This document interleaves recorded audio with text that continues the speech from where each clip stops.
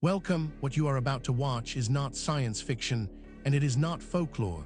It is a serious investigation into one of history's most compelling unresolved questions, the mystery of the Sphinx Water Erosion Theory, rewriting ancient history.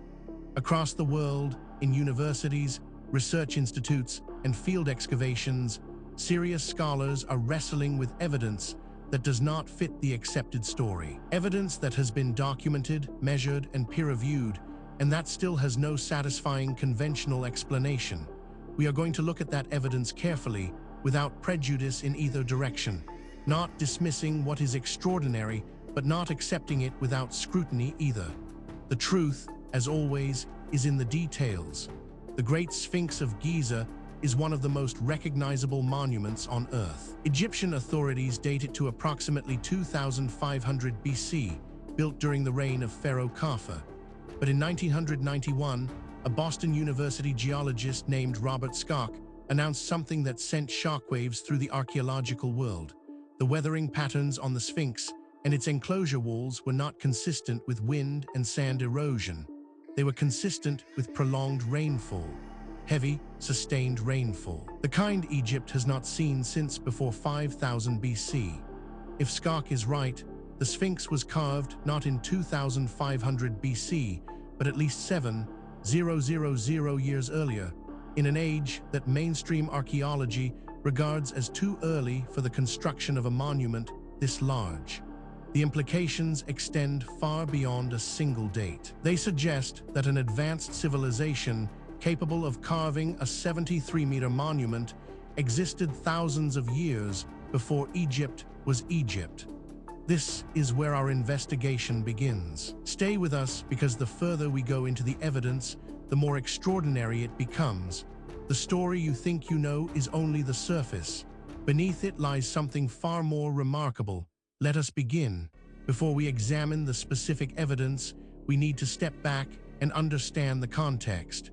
This case does not exist in isolation. It sits within the global puzzle of unexplained ancient construction, and to properly evaluate what we are looking at, we need to understand the broader picture that surrounds it.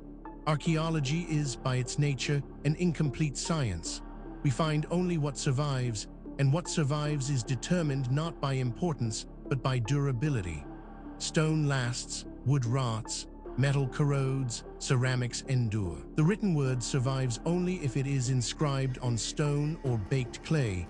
Papyrus and vellum are hostages to humidity and fire. This means that every picture of the past, assembled from archaeological evidence, is a distortion, biased toward the materials that happen to last, rather than the activities that define the culture. With that caveat in place, the structures that do survive from the ancient world are sometimes inexplicable by any conventional model of the societies that built them.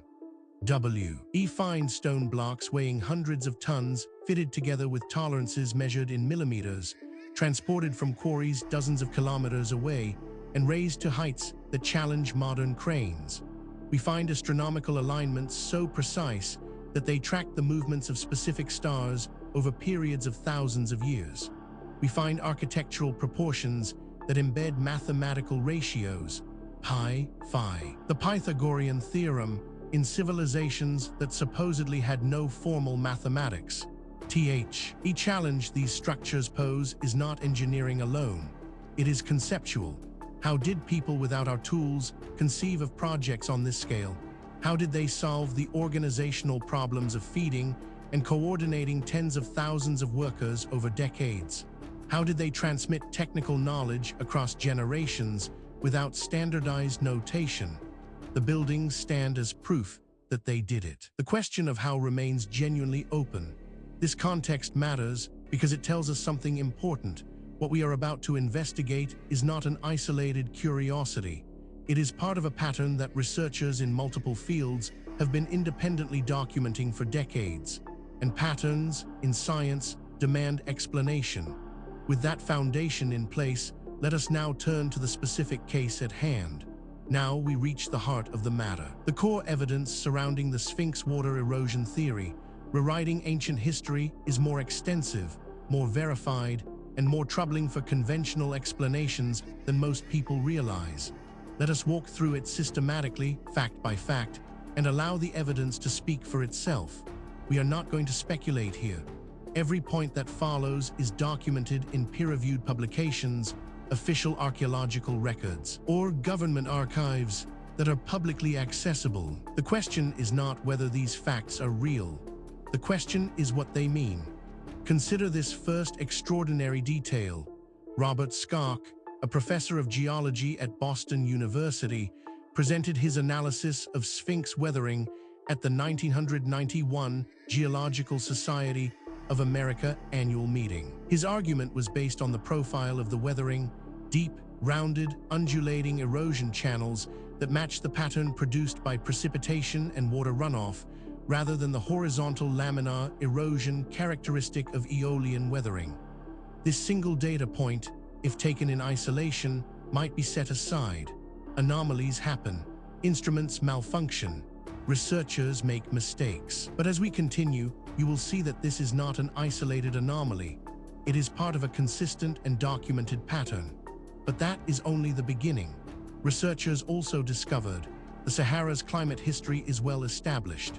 During the African humid period, approximately 11,000 to 5,000 years ago, the Sahara received substantial rainfall and supported grasslands, lakes, and large animal populations. After approximately 5,000 years ago, rapid desertification transformed it. If the Sphinx erosion required the rainfall of the African humid period, the monument must predate 5000 BC. Now, a skeptic might propose an alternative explanation for this. And that is entirely reasonable. We should always test alternative explanations before accepting extraordinary ones. The problem is that the alternative explanations, when examined carefully, create more problems than they solve. The mystery deepens when we examine. Egyptian archaeologists and mainstream Egyptologists strongly dispute Schoch's conclusion. Zahi Hawass and others argue that the weathering was caused by wind erosion acting on soft limestone over 400–500 years, and that salt crystallization from periodic Nile flooding also contributed. Several geologists have supported this rebuttal. This is where the conventional account begins to strain. Each individual fact might be dismissed or minimized in isolation, but the cumulative weight of the evidence is another matter entirely. Perhaps most remarkable of all, the head of the Sphinx shows substantially less weathering than the body, which Schoch attributes to the head being recarved at the time of Khafre, reducing it to its current size and removing earlier weathering. This explanation also accounts for the head appearing disproportionately small. Researchers who have examined this evidence have described it as genuinely difficult to explain within the accepted framework. These are not fringe commentators. They are credentialed academics publishing in mainstream journals, raising questions that the field has not yet satisfactorily answered. Then there is the matter of seismic survey work by Schoch and colleagues using ground-penetrating radar found what appeared to be tunnels and chambers beneath the Sphinx. The Egyptian authorities have not permitted excavation of these features. Independent seismic surveys have produced ambiguous results. What makes this particularly significant is its independence from the previous points. This is not a case of one theory requiring another. These are separate lines of evidence converging on the same uncomfortable conclusion. Adding to the enigma is this finding. The dream stele, erected between the Sphinx's paws by Pharaoh Thutmose Roman IV around 1401 BC, describes the Sphinx as already ancient and partially buried. Thutmose describes clearing sand from around it as a devotional act, suggesting the monument was considered venerable even in the New Kingdom. This single data point, if taken in isolation, might be set aside. Anomalies happen, instruments malfunction, researchers make mistakes. But as we continue, you will see that this is not an isolated anomaly. It is part of a consistent and documented pattern. Equally puzzling to investigators, Colin Reeder, an English geologist, conducted his own analysis and concluded that the Sphinx precedes Khafre by at least several centuries, though he places it no earlier than approximately 3000 BC rather than the 7,000–10,000 BC that Schoch's rainfall analysis suggests. Taken together, these facts form a pattern that cannot be explained. Why coincidence, misidentification, or methodological error?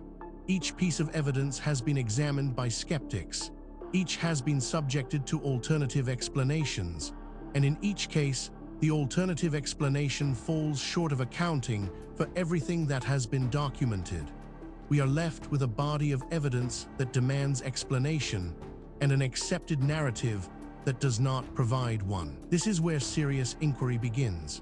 Now that we have established the evidence, we need to examine the theories that researchers have proposed to explain the Sphinx Water Erosion Theory, rewriting ancient history.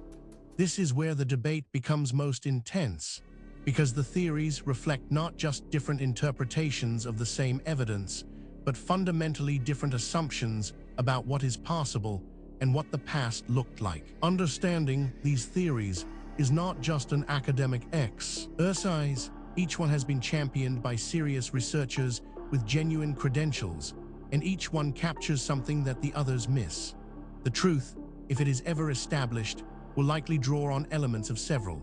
The first major explanation proposed by researchers holds that the Sphinx was built by Pharaoh Khafre around 2500 BC, and the weathering results from a combination of wind erosion, salt crystallization, and natural degradation of soft limestone over 400–500 years. This is the mainstream Egyptological position, supported by the association of the Sphinx with Khafre's pyramid complex.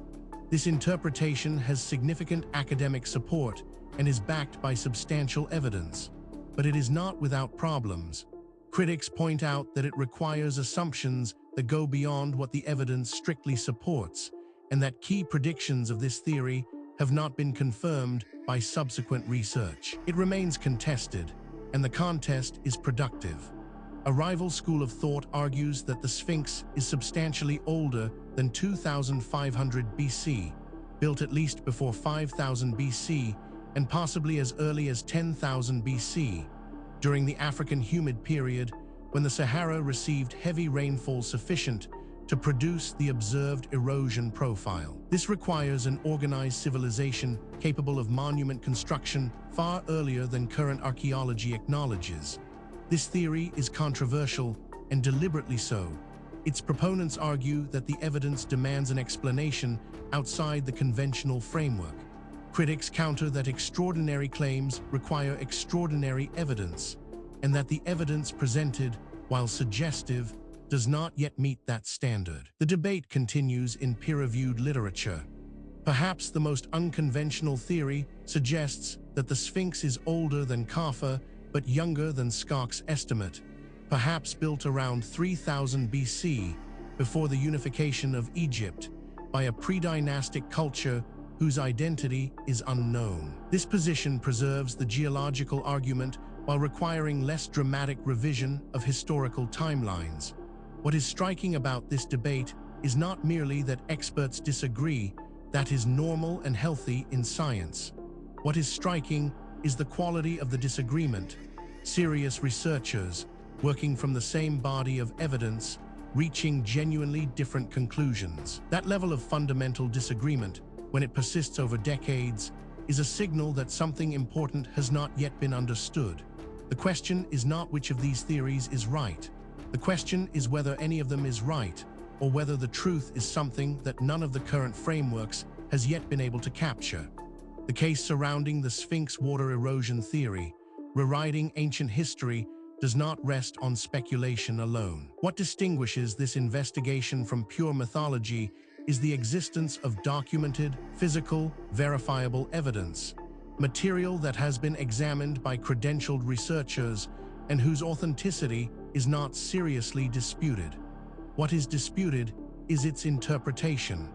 Let us review the most significant documented evidence as objectively as possible. We are not going to cherry-pick the data that supports a preferred conclusion. We are going to lay out what exists and let you draw your own assessment. Physical evidence supporting this account includes the geological profile of the Sphinx enclosure walls, deep rounded erosion channels deepening toward the base, is more consistent with water erosion than wind erosion, according to Schoch's analysis. Supported by several independent geologists and challenged by others, this evidence has been subjected to independent verification. Skeptics have examined it. Alternative explanations have been proposed and tested. The data remains. The question of what it means remains open. Investigators have documented the differential weathering between the Sphinx body and head requires explanation. Either the head was recurved, or it was protected by burial while the body was exposed, or the limestone of the head is harder than the body. This evidence has been subjected to independent verification. Skeptics have examined it. Alternative explanations have been proposed and tested. The data remains. The question of what it means remains open. On-site analysis revealed the Saharan paleoclimate record for the African humid period is well established and confirms that substantial rainfall did occur in the region between approximately 11,000 and 5,000 years ago. This evidence has been subjected to independent verification. Skeptics have examined it. Alternative explanations have been proposed and tested. The data remains. The question of what it means remains open. Each individual piece of evidence might, in principle, be explained away. A single anomalous artifact might be misidentified. A single anomalous date might reflect contamination. A single anomalous eyewitness account might reflect misperception. The question is whether all of the evidence can be explained away, and whether the explanations required are more or less plausible than the evidence itself. When multiple independent lines of inquiry converge on the same conclusion, that convergence is the most powerful signal in empirical science. And that is exactly what we are seeing here. We have examined the history, the evidence, and the theories surrounding the Sphinx Water Erosion Theory, rewriting ancient history. Now we need to ask the question that is sometimes overlooked in discussions of ancient mysteries. Why does this matter? What does it mean for us today? It would be easy to file this away as an interesting historical curiosity, a puzzle from a distant past with no bearing on our present lives. That would be a fundamental mistake. The questions raised by this case touch on issues that are directly relevant to who we are, where we came from, and what the human story actually looks like before the period covered by conventional history. The Sphinx water erosion debate remains unresolved and is one of the most consequential unsettled questions in archaeology. If Schoch is correct, the history of human civilization must be extended by thousands of years. The Egyptian authorities' refusal to permit excavation beneath the Sphinx means that subsurface evidence that might settle the debate remains unexamined. The Sphinx continues to stare across the Giza plateau, keeping whatever secrets it holds. Furthermore, the tools available to investigate these questions are advancing rapidly. Satellite imaging, ground-penetrating radar, ancient DNA analysis, isotopic tracing, and deep-sea sonar are all providing capabilities that previous generations of researchers could only dream of. Cases that were genuinely unresolvable 10 years ago are now open to new analysis, and the findings, consistently, are expanding rather than contracting the mystery. The investigation continues. New discoveries are being made. New analyses are being published. New voices are entering the conversation from disciplines that were not previously part of the discussion. The answers, when they come, and they will not merely solve a historical puzzle. They will force a fundamental revision of assumptions that underpin our entire understanding of human history and human potential. We have now walked through the complete case of the Sphinx Water Erosion Theory, rewriting ancient history from the historical record, through the physical evidence, across the competing theories, and into the modern significance of what remains unresolved. What the story of Sphinx ultimately reveals is not just a historical puzzle. It is a mirror. It reflects our assumptions back at us, our assumptions about what ancient people were capable of, about how knowledge is gained and lost across the centuries, and about the relationship between what we know and what we merely think we know.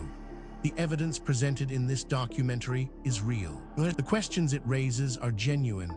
The debate among researchers is ongoing, and that is healthy.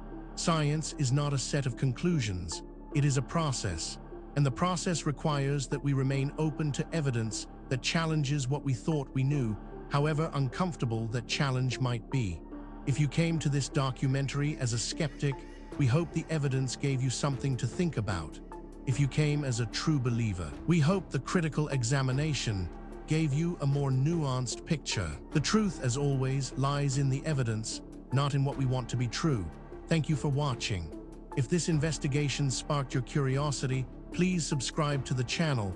We publish new documentaries every week, covering the full range of historical mysteries that the mainstream has not yet adequately explained. Leave a comment below telling us which case you want us to investigate next. The conversation continues. The investigation never ends.